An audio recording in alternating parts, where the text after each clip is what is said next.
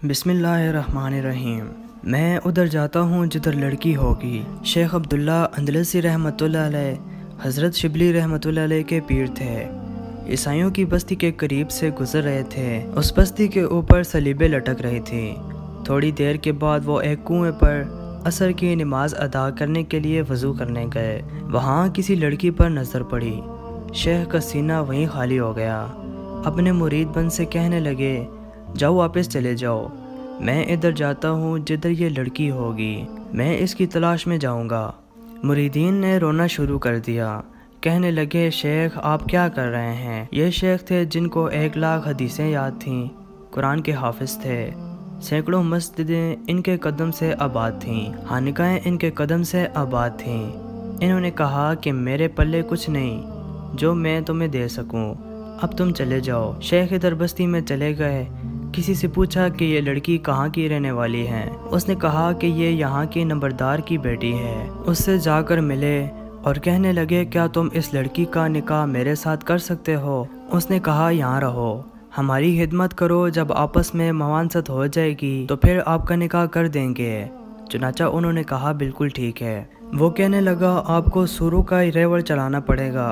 शेख इस पर भी राजी हो गए। वो कहने लगा, हाँ मैं खिदमत करूँगा। अब क्या हुआ?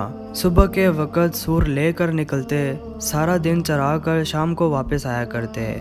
इधर मुरीदीन जब वापस गए और ये खबर लोगों तक पहुंची तो कई लोग तो बेहोश हो गए, कई मौत के आगोश में चले गए और कई खानकाहें बंद हो गईं। लोग हैरान थे कि ए अल्लाह, ऐसे ऐसे लोगों के साथ भी तेरी बेनियाजी का ये मामला हो सकता है। 1 साल इसी तरह गुजर गया। हज़रत शिबली रहमतुल्लाह अलैह सच्चे मुरीद थे, जानते थे कि मेरे शेख साहब इस्तिकामत थे, मगर इस मामले में कोई न कोई हकमत ज़रूर होगी। इनके दिल में बात आई कि मैं जाकर हालात मालूम करूं। चुनाचा उस बस्ती में आए और लोगों से पूछा, मेरे शेख किधर हैं?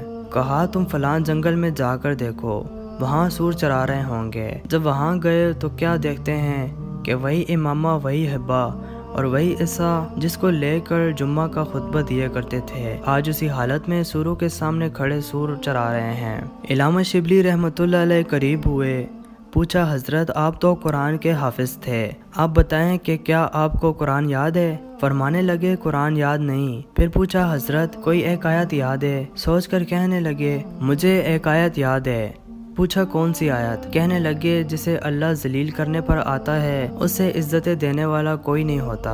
पूरा कुरान भूल गए और सिर्फ एक आयत याद रही जो कि इनके अपने हाल से ताल्लुक़ रखती थी। हज़रत शिबली रहमतुल्लाह अलैह रोने लग गए कि हज़रत को सिर्फ एक आयत याद रही।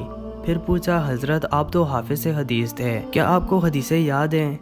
फरमाने लगे, एक याद है, जो दीन को बदल दे उसे कत्ल कर दो। ये सुनकर हज़रत शिबली रहमतुल्लाह अलैह फिर रोने लगे तो उन्होंने भी रोना शुरू कर दिया। किताबों में लिखा है कि शेख रोते रहे और रोते हुए इन्होंने कहा, ए अल्लाह, मैं आपसे ये उम्मीद तो नहीं करता था कि मुझे इस हाल में पहुंचा दिया जाए। रो भी रहे थे और ये फुकरा बार बार कह रहे थे। अल्लाह ताला ने शेख को तौबा की तौफीक अता फरमा दी और उनकी कैफियतें वापस लौटा दी।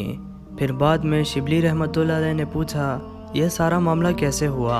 फरमाया, मैं बस्ती में से गुजर रहा था, मैंने सलबीन लटकी हुई देखी तो मेरे दिल में ख्याल आया कि ये कैसे कमअक्ल लोग हैं, बेवकूफ़ लोग हैं जो अल्लाह के साथ किसी को शरीक ठहराते हैं। अल्लाह ताला ने मेरी इस बात को पकड़ लिया कि अब्दुल्ला, अगर तुम ईमान पर हो तो क्या ये तुम्हारे अकल की वजह से है या मेरी रहमत की वजह से है? ये तुम्हारा कमाल नहीं, ये तो मेरा कमाल है कि मैंने तुम्हें ईमान पर बाकी रखा हुआ है। अल्लाह ताला ने ईमान का वो मामला सीने से निकाल लिया।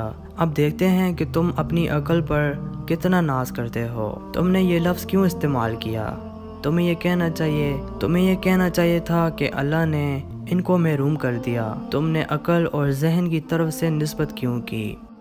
मज़ीद स्टोरी सुनने के लिए मोहम्मद इस्माइल वॉइस चैनल को ज़रूर सब्सक्राइब करें और साथ में दिए गए बेल पर क्लिक करें।